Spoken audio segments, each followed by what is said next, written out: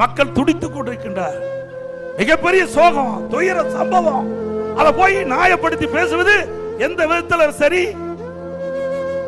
உண்மை சம்பவம் மக்கள் பார்த்து கொண்டுதான் இருக்கின்றார் என்பதை முதலமைச்சர் உணர வேண்டும். முறையாக பாதுகாப்பு கொடுக்கப்பட்டிருந்தால் 41 பேரை நாம் இழந்திருக்க வேண்டிய அவசியம் இல்லை. இன்றைக்கு ஆளுங்கட்சிக்கு ஒரு நீதி, எதிர்கட்சிக்கு ஒரு நீதி. சரியா? ஸ்டாலின் ஏற்கனவே சொன்னார், தமிழகத்தை தலைகுனிய விட மாட்டேன் என்று சொன்னார். இன்றைக்கு தமிழ்நாட்டிலே தலைகுனிந்து நிற்கின்ற காட்சி இப்பொழுது தொலைக்காட்சியிலே பார்க்கின்றோம்.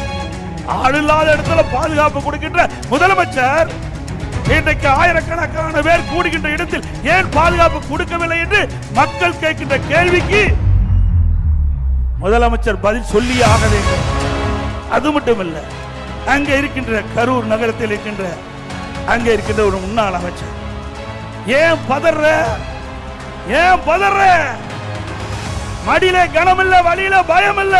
அப்படி இருக்க வேணும். ஆனா உன் பயம் தெரியுது, முகத்துல பயம் தெரியுது, உன் சொல்லல பயம் தெரியுது. யாருமே பழி சுமத்தி தப்பித்து விட கூடாது. ஆக ஒரு அரசாங்கம் எப்படி இருக்க வேண்டும் என்பதை நீங்கள் உணர வேண்டும்.